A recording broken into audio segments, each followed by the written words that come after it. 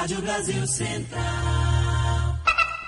7 horas em Goiânia, a hora oficial do Brasil. Agora, pela Rádio Brasil Central e RBC FM 90,1, O Mundo em Sua Casa. O jornal falado de maior tradição no Centro-Oeste brasileiro. O Mundo em Sua Casa. A informação em cima do fato. Um mundo de notícias no começo do dia.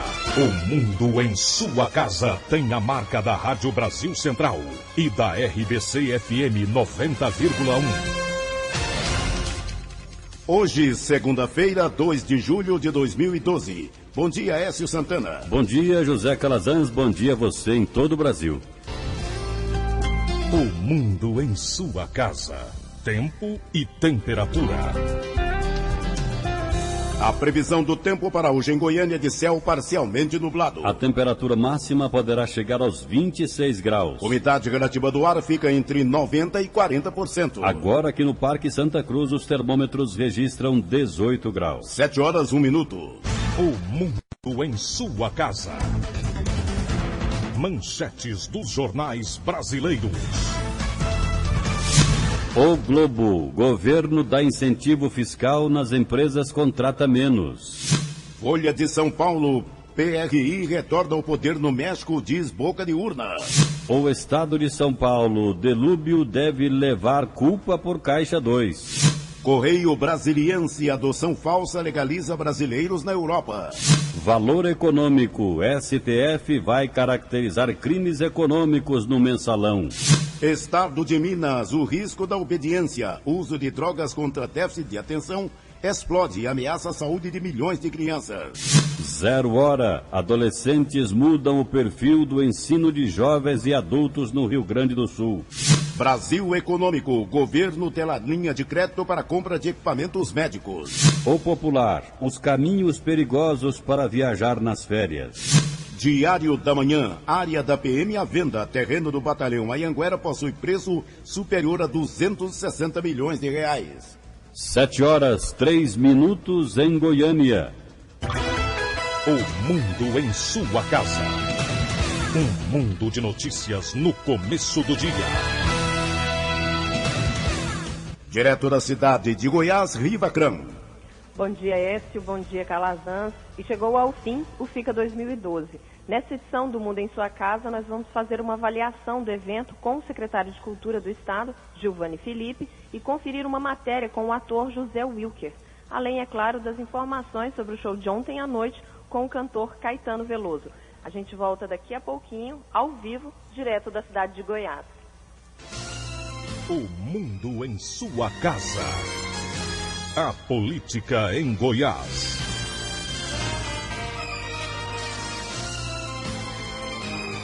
Governador Marconi Perillo assina logo mais às 11 horas, em solenidade no Palácio Pedro do Vico, o decreto que institui o Observatório de Mobilidade e Saúdes Humanas no estado de Goiás. O objetivo do observatório é criar a rede estadual para reduzir a mortalidade por acidente de trânsito. Para isso foram identificados 22 municípios com maior taxa de mortalidade por acidentes em Goiás. O projeto é desenvolvido pelas secretarias da Saúde e das cidades com ações articuladas com o DETRAN, Agência Nacional de Transporte, SAMU, Corpo de Bombeiros, Batalhão de Trânsito, Polícia Rodoviária Federal e DENIT.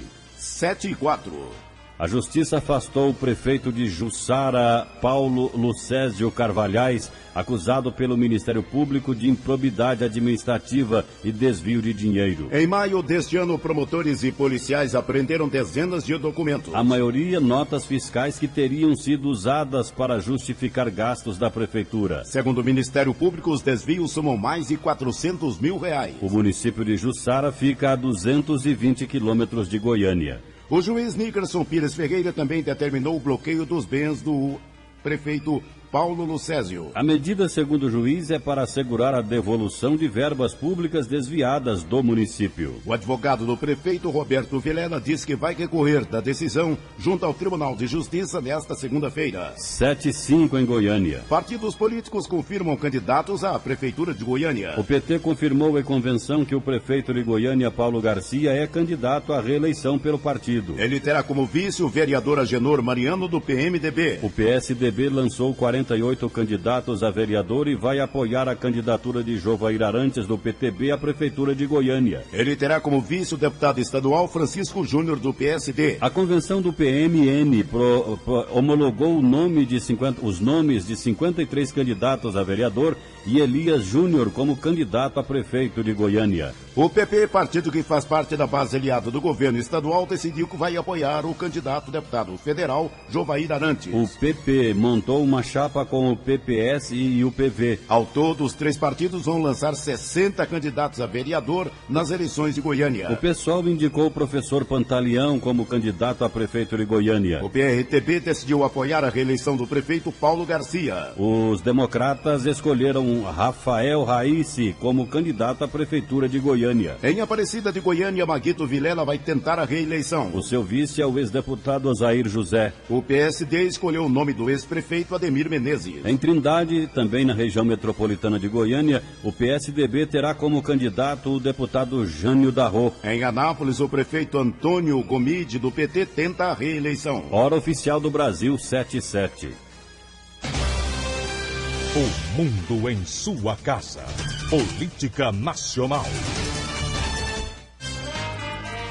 Ocupantes de cargos de confiança dispensados do ponto na Câmara prestam serviços distintos aos dos executados pelos setores dos quais estão lotados. Ao menos 17 titulares de cargos de natureza especial fazem trabalhos políticos para deputados nos seus estados ou em sedes de partidos. Na maior parte dos casos, esses servidores que recebem salários entre 8 mil e 12 mil reais estão trabalhando em articulações e preparação dos partidos para as eleições municipais de outubro. Marcam encontros com prefeitos, discutem alianças partidárias e viajam pelo interior dos estados. Dos 1.389 cargos especiais, 52 são dispensados do ponto e custam 7.300.000 reais ao ano. O gasto anual com os cargos de natureza especial é de 107 milhões de reais. 7,8.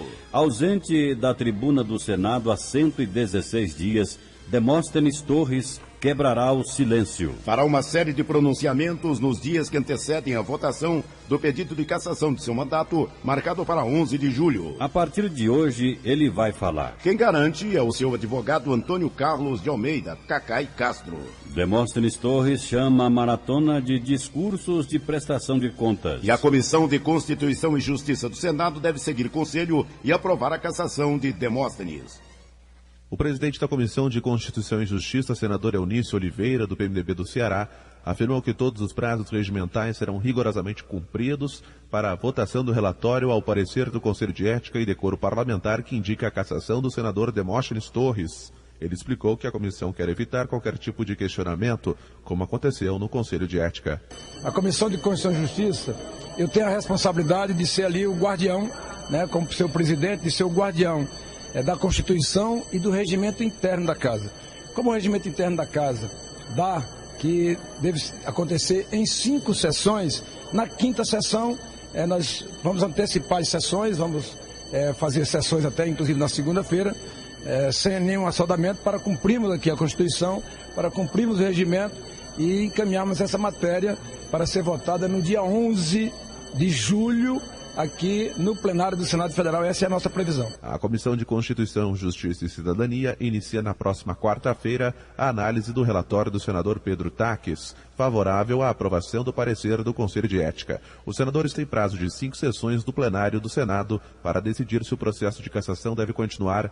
Em caso positivo, a matéria será encaminhada ao plenário, que deve decidir o destino político de Demóstenes Torres no dia 11, em sessão aberta, mas com votação secreta. Demóstenes Torres é suspeito de ser o braço do contraventor Carlinhos Cachoeira, acusado de explorar jogos ilegais no Centro-Oeste.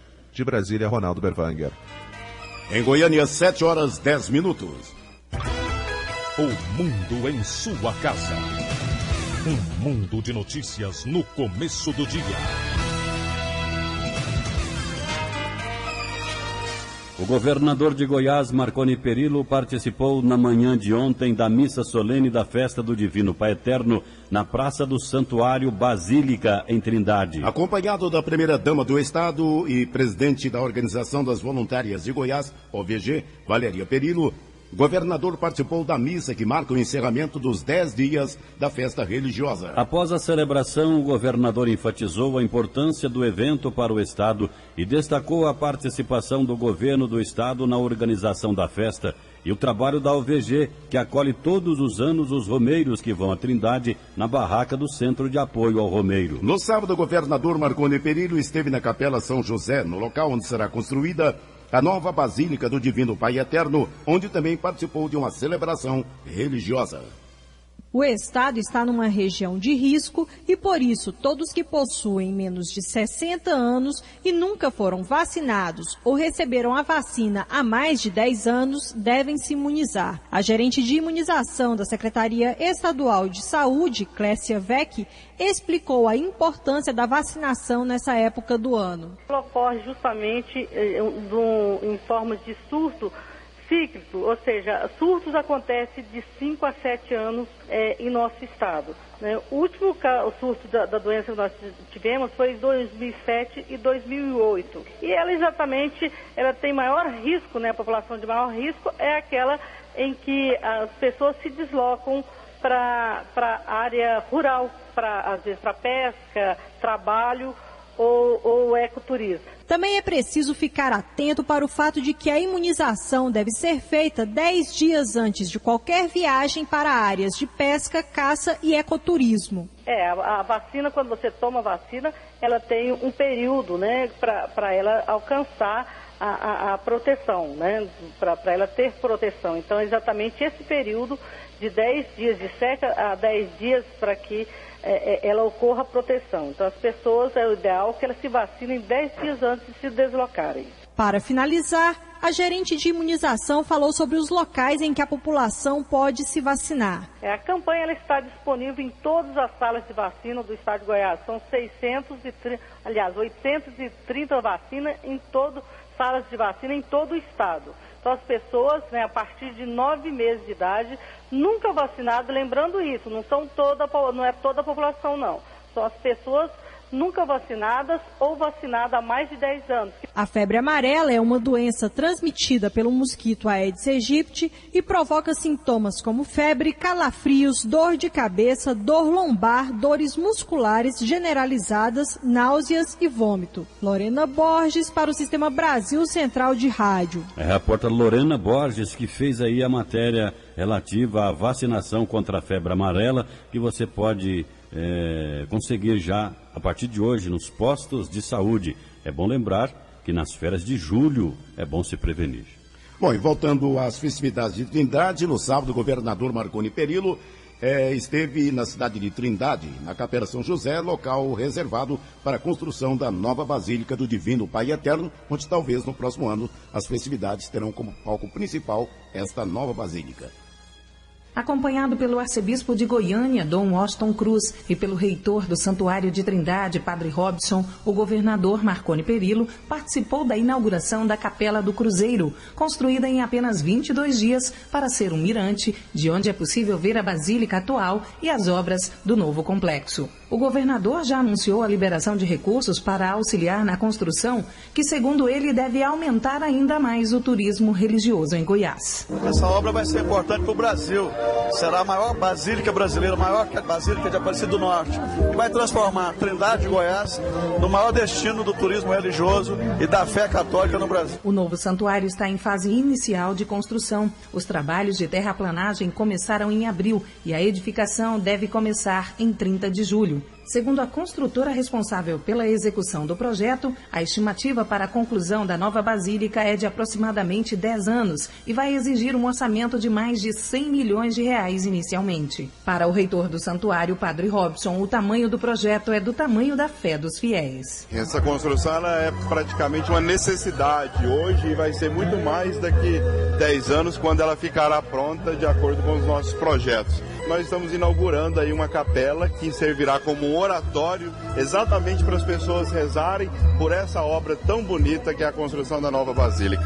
Quando estiver pronta a nova Basílica, o santuário vai ter capacidade para 6.000 pessoas sentadas e 10.000 ao todo. O altar monumental e a praça elevada terá capacidade para receber cerca de 250.000 pessoas. Márcia Alves para o Sistema Brasil Central de Rádio. Agora em Goiânia, 7 horas 16 minutos. O repórter Libório Santos com as informações das estradas. Bom dia, Libório. 7 horas 16 minutos. Não, viu? Nas últimas 24 horas, nós tivemos aqui um total de 43 acidentes, 34 pessoas feridas e 6 mortos. Tivemos muitos acidentes envolvendo motociclistas. Colisão frontal ontem, por volta das 5h30 da tarde, BR-153, quilômetro 98, entre Santa Teresa e Porangatu. Moto placa MVS 1417 de Palmas, Tocantins. Aparecido Teotônio Segurado, 44 anos, fatal. Segundo veículo envolvido, uma Nissan Frontier, placa NWE 5068 de Anápolis. O motorista saiu ileso. Tríplice colisão na GO070, quilômetro 110, entre Itaberaí e Goiás. Fiat Uno, placa NWJ2437 de Goiânia, motorista Fausto Aquino Filho. Segundo veículo, Ford K, placa NLS 6182 de Goiânia, dirigido por Darliane Tarrai da Silva. E um Polo, placa JKC 2102 de Brasília, Virgílio Luiz de Ordones, motorista. Olha esse acidente com 7 pessoas feridas, algumas graves e 3 mortos. Vítimas fatais: Ana Carolina Aurélio Camargo, Helena Maria Pereira Ordones, Esdras Ordones Ribeiro. O Polo, segundo a polícia, tentou fazer uma ultrapassagem em local proibido, chocou-se com Ford K frontalmente. O Fiat, para evitar a colisão, saiu da pista e capotou. Queda de moto ontem às 10 da noite, GO139, quilômetro 7, entre Carlos Novas e Cristianópolis. Uma moto sem placa, o condutor André Murilo dos Santos com lesões. O passageiro Reginaldo Antônio do Nascimento, fatal. Outra queda de moto, 4 da madrugada, GO515, quilômetro 1, entre Goiatuba e Panamá. Gonçalo Aparecida Peguim, vítima fatal. Ângela Mendes de Freitas com lesões. E olha, gente, o primeiro final de semana de férias já comprovou a violência nas rodovias goianas. 14 pessoas morreram de acidentes. 8 delas morreram em 2 acidentes. As polícias estão com operações especiais, claro, orientando, fiscalizando e punindo, mas isso não é o suficiente. É importante mesmo que o motorista seja prudente. De acordo com dados da Polícia Rodoviária Federal, nas estradas federais goianas, 54% dos acidentes têm envolvimento de veículos de passeio, 30% veículos de carga, 14% motocicletas, 2% de ônibus. Agora um dado até especial para ser analisado, hein? 82% dos acidentes acontecem nas retas, 14% nas curvas, 4% nos cruzamentos. Os trechos mais críticos são a BR-153, no perímetro urbano aqui de Goiânia e de Aparecida de Goiânia, a BR-060, trecho urbano de Anápolis, e a BR-153, lá naquela região de Jaraguá, no Vale de São Patrício. E agora, algumas dicas dos trechos que apresentam maiores riscos nas rodovias federais, devido a intervenções na pista e também falta de conservação. Na BR-060, entre Goiânia e Jataí, obras de duplicação. Operação tapa-buracos da BR-414 entre Anápolis e Niquelândia, com homens e máquinas na pista. Na BR-153, no trevo de Professor Jamil, também com obras. Na BR-153, nas imediações de São Luís do Norte, obras de recapeamento. E na BR-364, entre Jataí e Mineiros, também não apresenta boas condições de tráfego devido ao asfalto ser antigo e apresentar ondulação. Libório Santos, Sistema Brasil Central de Rádio. O mundo em sua casa. Um mundo de notícias no começo do dia.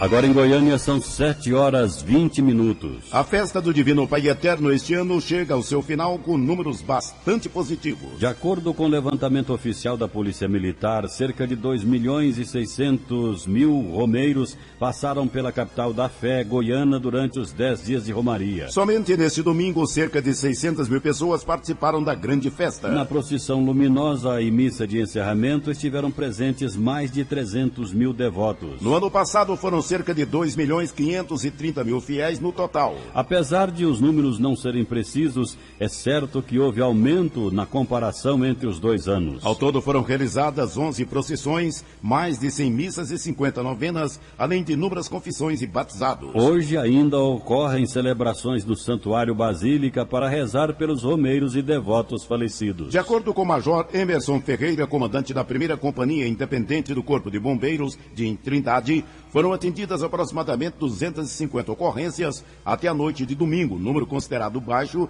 para a grandiosidade da festa. Desse número, mais de 60% foram causados por maus súbitos, onde a maioria dos casos eram de pessoas acima de 55 anos. A Polícia Civil e Militar ainda não fizeram balanço final de ocorrências, porque a Operação Romaria 2012 termina somente na manhã de hoje. Não foram registradas ocorrências mais graves até este domingo. 7h21.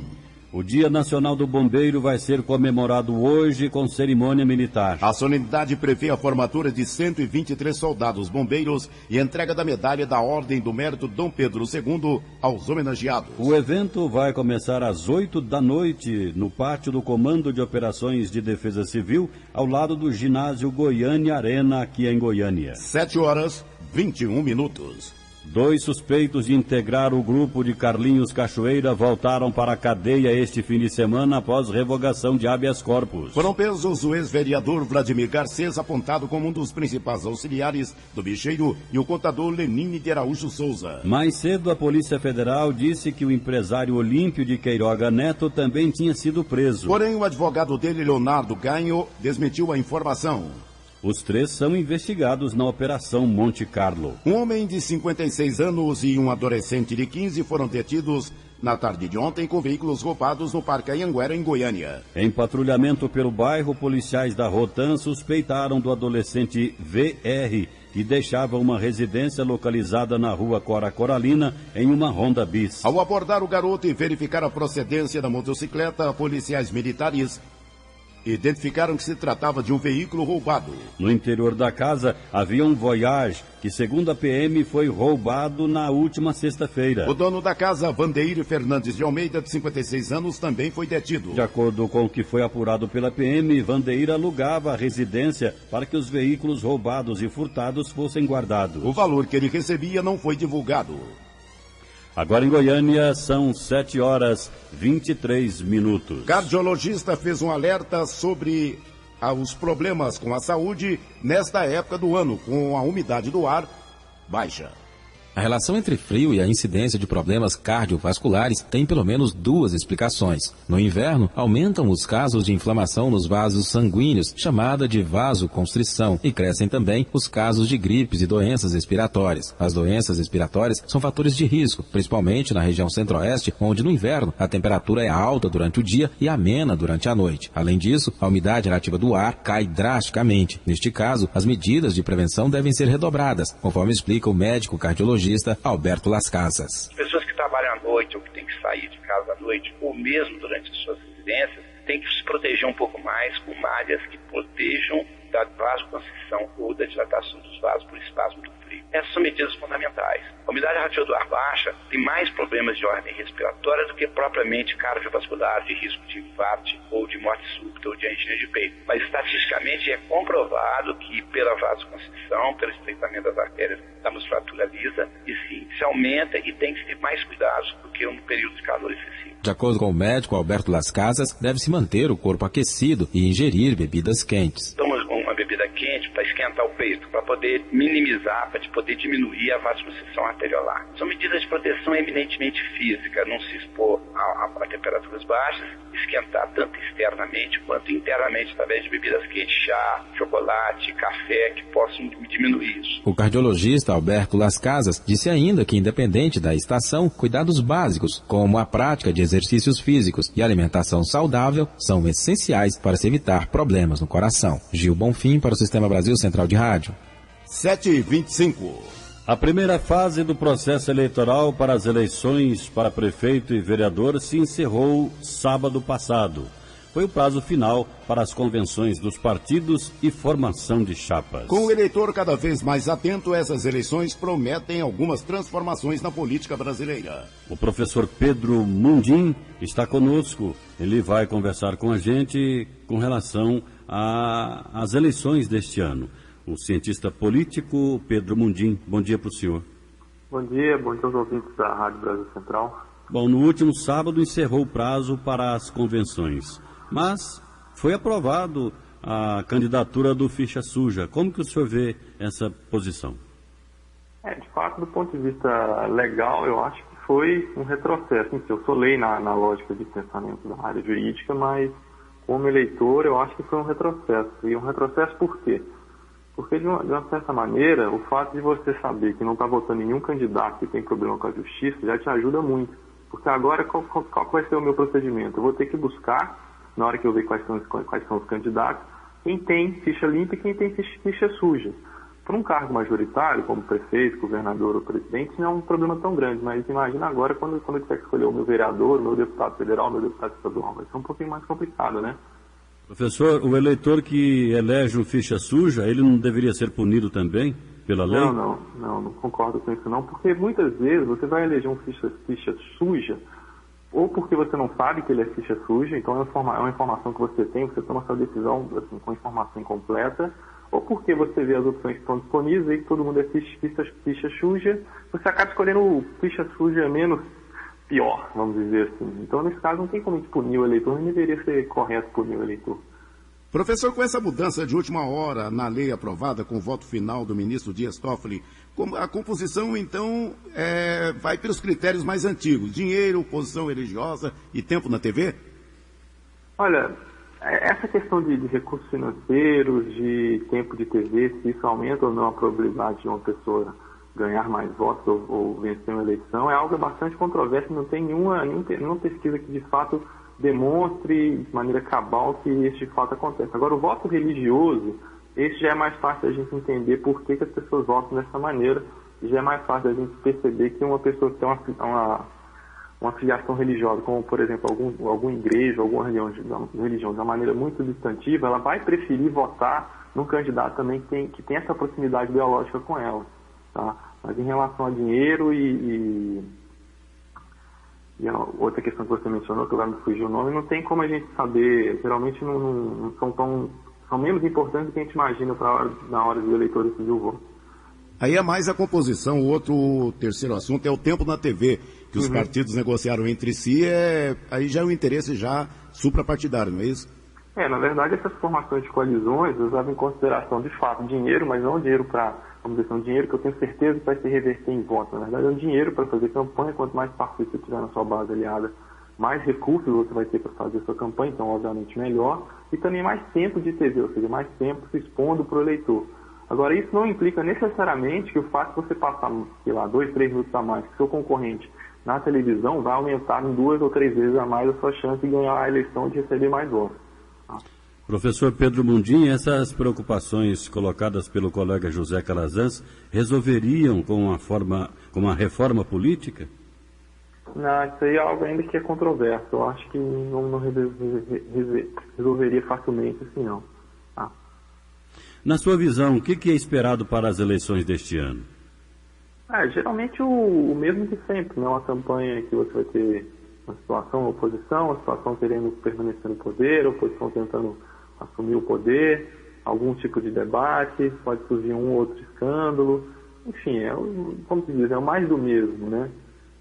É mesmo porque, pelos últimos acontecimentos envolvendo muitos políticos, parece-me que agora há de se ter, nos próximos eleitos, um cuidado maior com o comportamento, não é isso, doutor Pedro? Mas isso a gente esperava que houvesse sempre, né?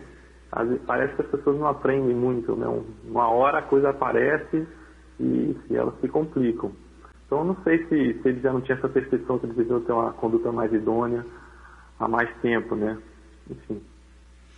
Muito bem, 7h30 em Goiânia, a gente agradece a gentileza do professor Pedro Mundim no programa Mundo Sua Casa desta segunda-feira. A gente necessariamente vai contar com a colaboração do senhor daqui para frente, porque vai ser um ano exclusivamente eleitoral. Professor, um bom dia para o senhor e muito obrigado. Bom dia, eu que agradeço, estou à disposição. Conversamos aqui em O Mundo em Sua Casa com o professor Pedro Mundim, cientista político. 7h30. Aprovada a lei que determina o pagamento de honorários dos advogados dativos.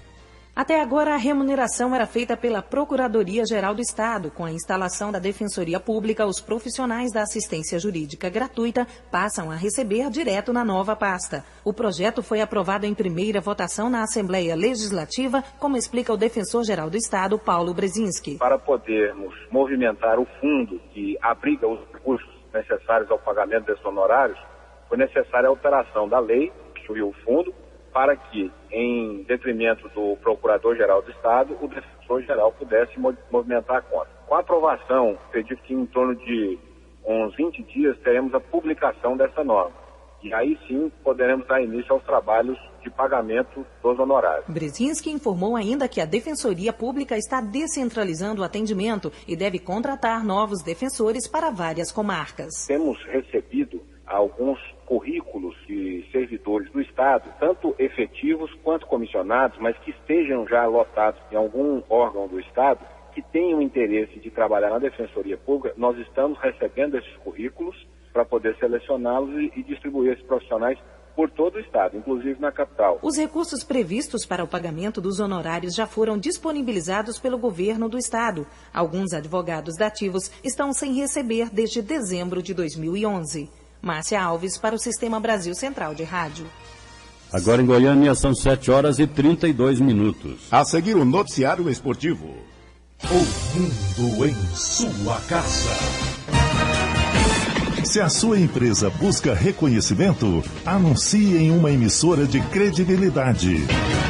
Rádio Brasil Central 1270, AM, ondas curtas e tropicais. A certeza de resultado. Qualidade com alcance em todo o território nacional.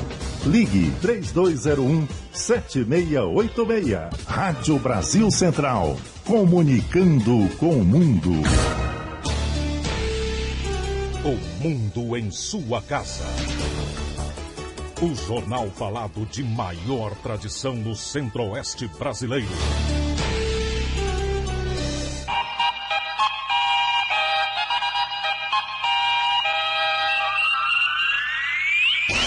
O Mundo em Sua Casa. Esporte.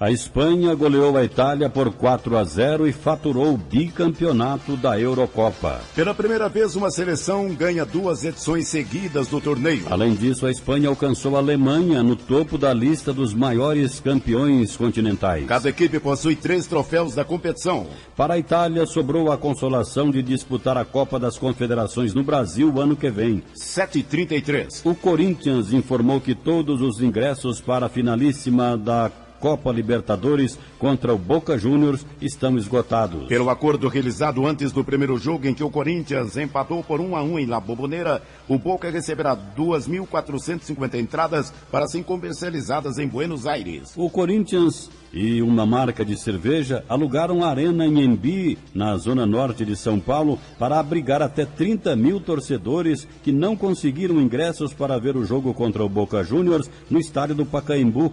Serão cobrados ingressos a R$20, segundo a assessoria do clube. 7h34. Brasileiro da Série A. O Atlético sofreu a 5ª derrota consecutiva no Campeonato Brasileiro. O time goiano saiu na frente, mas levou a virada e perdeu para o Flamengo por 3-2 no Engenhão, no Rio de Janeiro.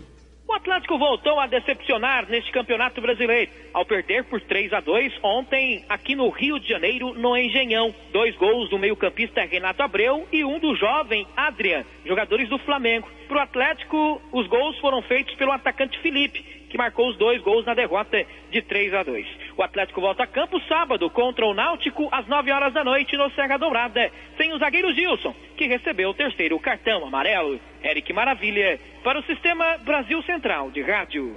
Agora 7h35. Em uma partida movimentada, o Sport Recife superou uma derrota parcial por 2-0 e conseguiu derrotar os reservas do Curitiba de virada por 3-2 no estádio Couto Pereira, em Curitiba, pela 7ª rodada do Campeonato Brasileiro. Em jogo de altos e baixos, Bahia e Internacional empataram em 1-1 ontem em Salvador pela 7ª rodada do Campeonato Brasileiro. Português e Santos ficaram no 0-0. Atlético Mineiro 1, Grêmio 0. Palmeiras 3, Figueirense 1. No sábado tivemos Fluminense 2, Náutico 0. Vasco 3, Ponte Preta 2. E São Paulo 3, Cruzeiro 2. O Atlético Mineiro é líder do Brasileiro Série A com 16 pontos. Segundo, Vasco também com 16. Terceiro, Fluminense com 15. Fecha o G4, Cruzeiro com 14 pontos. O Palmeiras com 5 pontos abre a faixa do rebaixamento com 5. Em 18º, Santos também com 5 pontos. 19º, Corinthians com 4 pontos. Em 20º, o Atlético Goianiense com 2. Agora em Goiânia, 7h36. Goiás começa a definir a equipe para o jogo do próximo sábado em Bragança Paulista. Os jogadores do Goiás estão de folga desde a tarde de sábado, quando foram liberados pela comissão técnica. Ontem, folga geral, e na manhã desta segunda-feira, todo mundo liberado. A reapresentação do elenco acontece às 4 da tarde no CT Edmo Pinheiro, no Parque Anhanguera, quando o Goiás inicia a semana de preparação para um dos jogos mais importantes da temporada. Fora de casa, sábado, às 4h20, diante do Bragantino, atuando em Bragança Paulista, no estádio Nabi Abichedi. O técnico Anderson Moreira deve fazer alterações do time. Egídio deve voltar à lateral esquerda e Ramon também deve voltar a ser titular. A diretoria cobrou muito e aguarda agora a resposta dos jogadores e do técnico Anderson Moreira. Sábado contra o Bragantino, prazo final. E caso o time não apresente uma reação no jogo de sábado, pode até sobrar para o técnico Anderson Moreira, que completou recentemente 50 jogos dirigindo o Goiás. Vinícius Silva para o Sistema Brasil Central de Rádio. 7h37. O Vila Nova começou bem seu projeto de volta à Série B. Os jogadores do Vila Nova se reapresentam hoje à tarde, visando já o próximo jogo da Série C do Campeonato Brasileiro, após a estreia vencendo por goleada no último sábado por 4-1 no Serra Dourada, vitória para cima do Oeste de Itápolis. Destaque para o atacante Pedro Júnior, que marcou 2 vezes. O meia preto acabou saindo contundido da partida e passou a ser dúvida para o próximo compromisso do Vila Nova, domingo, contra a Chapecoense, jogando fora de casa. O jogador será avaliado pelo Departamento Médico Colorado. Atacante que foi artilheiro da 2ª divisão do Campeonato Carioca, já está em Goiânia e deverá ser apresentado ainda hoje no Onésio Brasileiro Alvarenga como mais um reforço do Vila Nova. O jogador é o Marcelo, tem 21 anos de idade e inclusive assistiu o jogo, a estreia do Vila na Série C, no último sábado, a goleada 4-1 para cima do Oeste de Itápolis. Paulo Massad para o Sistema Brasil Central de Rádio. 7h38.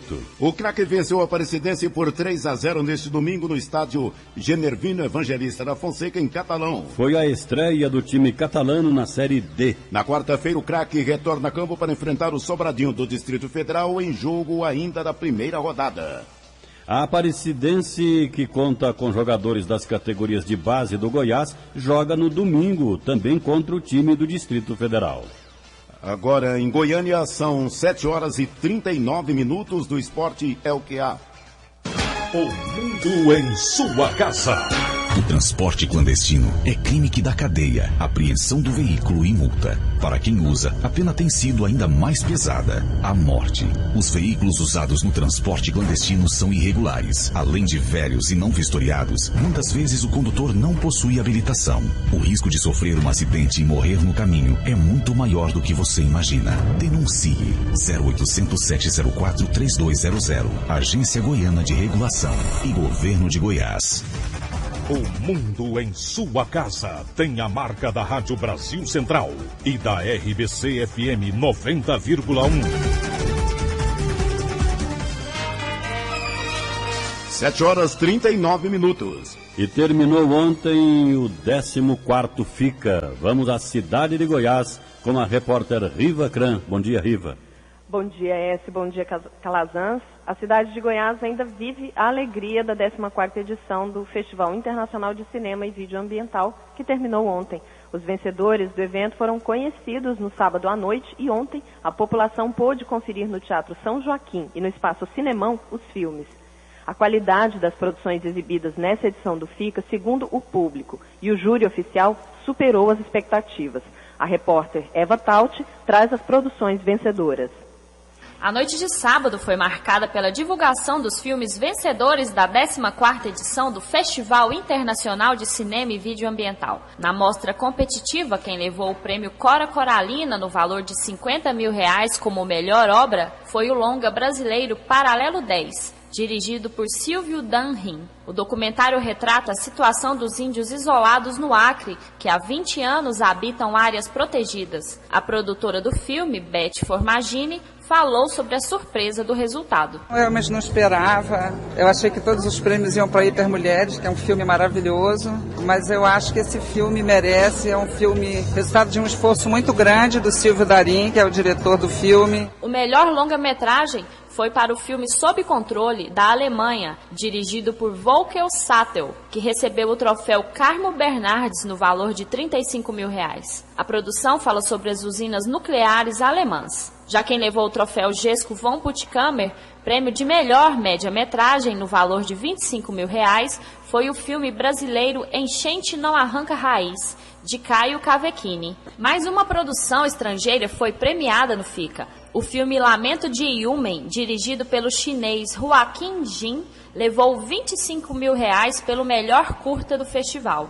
Os filmes brasileiros Desterro Guarani e Dia Estrelado ganharam menção honrosa. O melhor filme eleito pelo júri popular, que ganhou também o troféu imprensa, foi o documentário brasileiro As Hipermulheres, de Carlos Fausto. Na 10ª Mostra ABD, exclusiva para produções goianas, o filme Visões da Floresta levou R$12 mil com o troféu Eduardo Bonfica, o maior de toda a premiação destinada a essa mostra, que foi um total de R$120 mil distribuídos em 13 categorias. A grande vencedora da noite foi Ludielma Laurentino, diretora do filme É Uma Vez, que levou 3 prêmios nas categorias de melhor roteiro, melhor animação e melhor direção, esse último dividido com a diretora do filme Gertrude e Seu Homem, Adriana Rodrigues. Ludielma falou sobre o significado da mostra e das premiações para os produtores do segmento. É um reconhecimento, do nosso trabalho. É importante ter a mostra para exibir os projetos e a premiação é um incentivo para a gente continuar produzindo. Eva Tauti para o Sistema Brasil Central de Rádio. E a participação de filmes estrangeiros no festival dividiu a opinião de integrantes da organização e do júri da mostra competitiva. A premiação do 14º FICA, realizada no Cinemão, no Colégio Alcide Jubé, na cidade de Goiás, contou com presenças ilustres como a senadora Lúcia Vânia, o ator José Wilker e o ambientalista e ex-deputado federal Fernando Gabeira. Gabeira, que foi o presidente do júri da mostra, em sua avaliação sobre a premiação e o evento, falou da tímida participação de filmes estrangeiros entre os selecionados para a mostra competitiva. Olha, eu acho que, como eu te disse, a representação internacional podia ser um pouco maior. Eu acho que nós estamos avançando na sustentabilidade do festival. Houve o projeto Fica Limpa, que ajudou na limpeza das ruas, o projeto de dotar as motocicletas de um combustível menos, as 100 motocicletas que atuam na segurança, de um combustível menos poluente. E houve também o projeto de utilizar cada vez mais a comunicação virtual para economizar ao máximo o uso de papel. Quer dizer, o próprio festival está se tornando cada vez mais sustentável.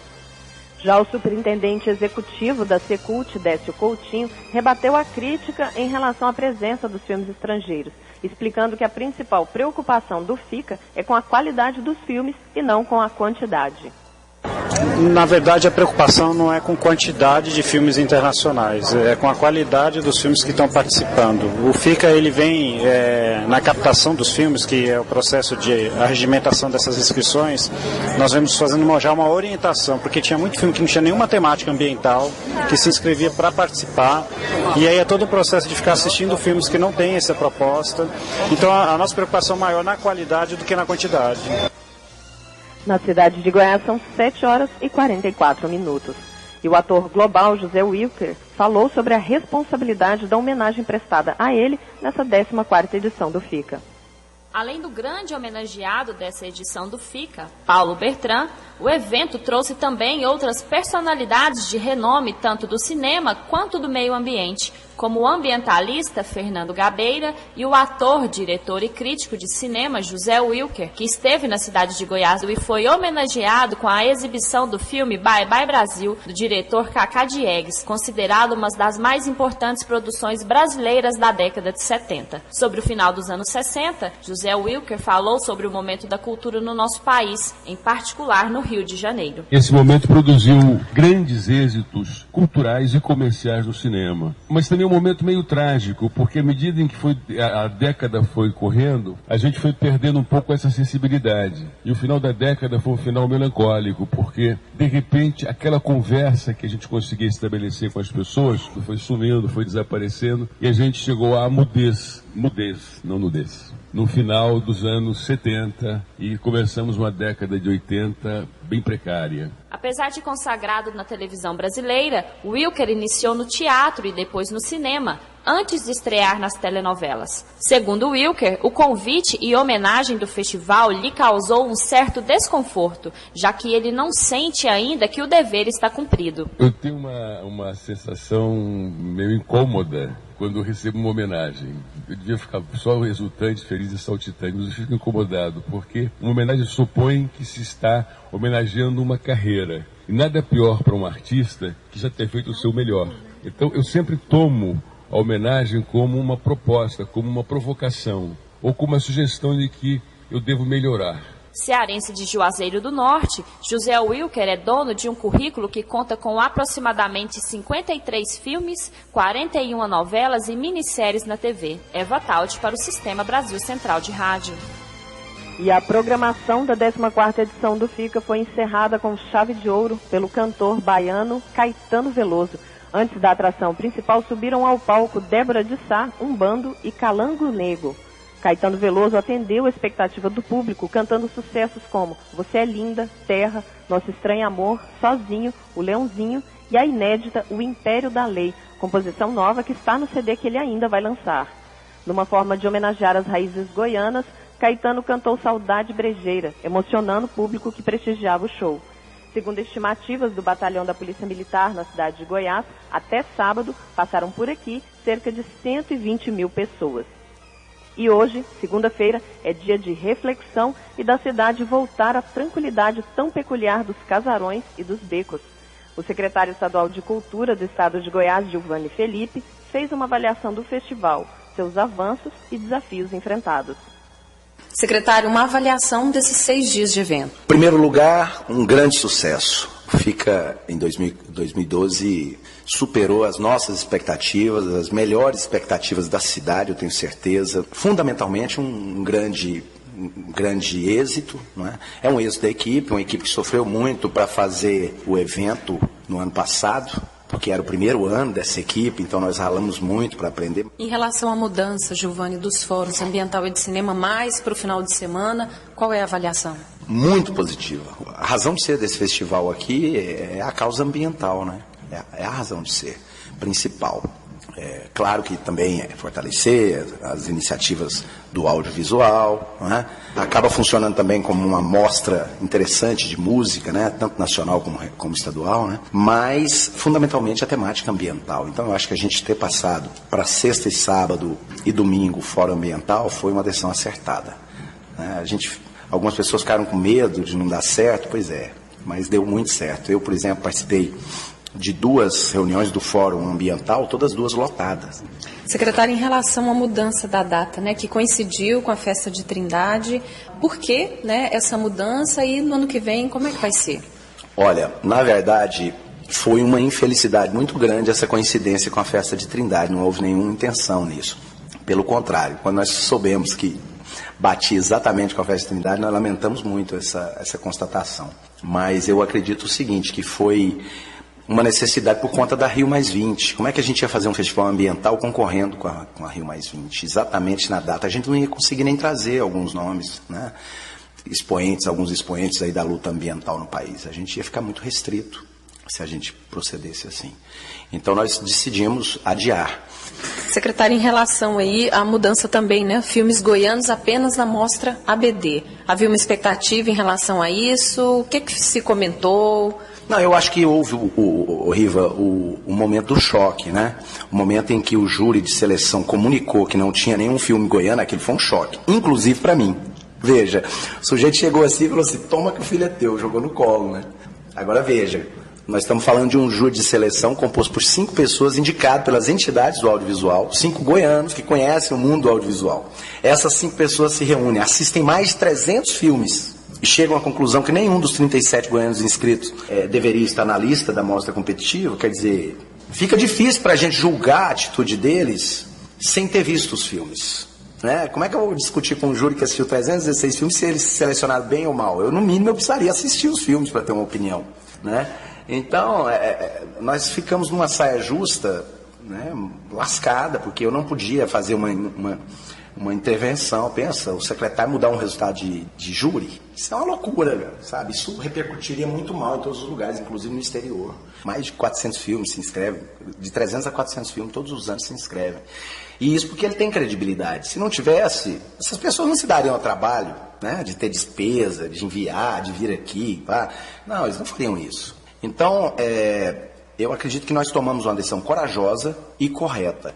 Para finalizar aqui, Giovanni, avaliação da premiação na noite de sábado.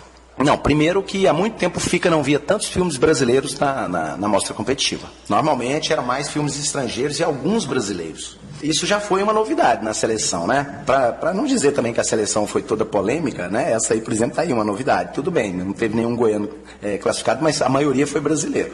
Segundo, dos premiados, a maioria também brasileira. A maioria. Isso é interessante também, né? Porque nas outras edições, a maioria dos filmes premiados eram estrangeiros também. Então, eu acho que foi bacana, né? Foi satisfatório. Foi muito legal ver a ABD com a amostra mais reforçada, né?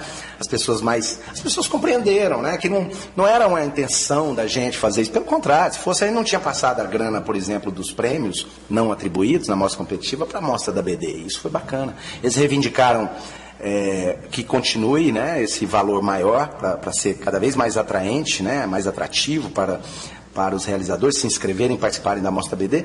Eu vou considerar com todo carinho esse pedido e essa proposta da BD. Tá certo. Nós conversamos com o secretário de Cultura do Estado de Goiás, Giovanni Felipe. Giovanni, obrigada pela participação e até o FICA 2013.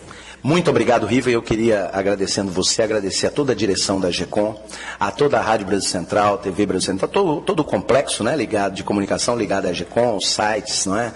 E tudo isso. Eu acho que foi muito bacana, né? A presença de vocês aqui enriquece, ajuda as pessoas. Meu pai mesmo me ligou dizendo que estava acompanhando as notícias aqui pela Rádio Brasil Central. Olha só, que bacana. Então, parabéns à equipe, parabéns a vocês que vieram para cá. É sempre um prazer trabalhar com vocês e eu espero vocês no FICA 2013. Na cidade de Goiás são 7 horas e 53 minutos. Realizadores e moradores da cidade de Goiás avaliam os 14 anos do FICA e as contribuições para o meio ambiente e também para a consolidação do evento no cenário internacional. O festival foi criado em 1999 com o objetivo de ajudar a cidade de Goiás a se consolidar como patrimônio histórico da humanidade, fato que se tornou realidade 3 anos depois. Hoje, o FICA faz parte do calendário da cidade e também do país e do mundo. São 14 edições e em cada uma delas o evento se reinventa na tentativa de cumprir sempre da melhor forma seu objetivo, que é sensibilizar as pessoas para a temática ambiental por meio do cinema. Para o secretário de Cultura do Estado, Giovanni Felipe, ao olhar a história do festival, o que mais chama sua atenção é a credibilidade que o evento conquistou. Nós não podemos esquecer que o FICA acontece em Goiás, acontece na cidade de Goiás, mas não é da cidade de Goiás e nem é de Goiás. O FICA é um festival internacional. Em toda edição, é interessante a gente perceber que cerca de 400 filmes são inscritos para o FICA, dos 5 continentes, quer dizer. As pessoas acreditam que o FICA é para valer. Lisandro Nogueira, que é consultor de cinema do FICA, avalia que a forma como os cineastas abordam o tema vem mudando. Em relação aos filmes, o que eu observo ao longo do tempo é que cineastas do mundo inteiro, eles têm uma sensibilidade diferente para a questão ambiental. Eles não são só mais aqueles que vamos mostrar uma desgraça e vamos fazer uma imagem sensacional, como é muito comum no telejornalismo. Não, ao longo do tempo o que a gente foi vendo são filmes que conseguem estabelecer um diálogo para reflexão e para militância interessante sobre as questões ambientais. Moradora e comerciante da cidade de Goiás, Tia Tó explica que o festival modificou a cidade e a autoestima do vilaboense. Eu acho que o festival do FICA, ele veio para permanecer em Goiás. Ele valorizou a autoestima da comunidade, ele valorizou o mercado, ele valorizou as pessoas. Hoje a gente vive como a gente pensava antigamente, Semana Santa, hoje nós pensamos FICA. É um festival que nós só temos a agradecer e a melhorar a nossa estrutura para melhor receber o FICA. O jornalista Jaime Saltchuk é um dos idealizadores do FICA. E para ele, o evento cumpriu seu objetivo. É um festival, um dos principais festivais de cinema do mundo hoje, quer dizer, é claro que ele cumpriu plenamente, assim, exageradamente cumpriu a finalidade que foi criada, que era divulgar Goiás. Então você chega hoje no mundo inteiro, e eu tenho participado de eventos ligados ao cinema e tal. Qualquer lugar do mundo, as pessoas conhecem o Festival de Goiás. O consultor ambiental do evento, Emiliano Godoy, destaca nestes 14 anos a visibilidade para o tema do Cerrado. A consolidação no cenário internacional do debate ambiental em Goiás. FICA, ele permite dar visibilidade internacional não só às produções cinematográficas goianas e nacionais, como também levantar a temática do Cerrado, que é uma temática que normalmente fica em segundo plano, levanta essa temática em nível mundial. Com avanços conquistados e desafios pela frente, a organização do evento comemora a consolidação do festival, sem perder de vista a longa caminhada a ser feita pela sustentabilidade em Goiás, no Brasil e no mundo. Riva Cran, para o Sistema Brasil Central de Rádio. E nós, do Sistema Brasil Central, encerramos nossas transmissões aqui da cidade de Goiás. Durante a última semana, nosso objetivo foi levar ao ouvinte o melhor da programação da 14ª edição do Festival Internacional de Cinema e Vídeo Ambiental. Foram muitas horas transmitindo palestras, oficinas, manifestações culturais, opiniões de cineastas, ambientalistas, turistas e comerciantes. Descrevemos os shows, filmes e a visão de moradores da cidade de Goiás sobre este que já é um dos maiores festivais da América Latina. Tivemos a oportunidade de sermos, nesses últimos dias, os olhos e a voz do ouvinte da Brasil Central, que por algum motivo não pôde estar presente. E até conseguimos despertar o desejo de vir para a cidade de Goiás vivenciar o que a nossa equipe de jornalismo relatava. Com reportagens de Riva Cran e Eva Tauti, produção de Ione Chagas e Franciele Oliveira, trabalhos técnicos de Nestor de Lima e chefia de reportagem de Ione Chagas, encerramos, em nome do Sistema Brasil Central de Rádio, esta cobertura e nos comprometemos em manter a tradição de levar ao ouvinte e cidadão goiano tudo o que há de melhor no nosso estado. Bom dia, ouvintes. Bom dia, Riva. Muito obrigado. São 7h59. O mundo em sua casa. A informação em cima do fato. Governador Marconi Perillo participou ontem do encerramento da festa do Divino Pai Eterno em Trindade.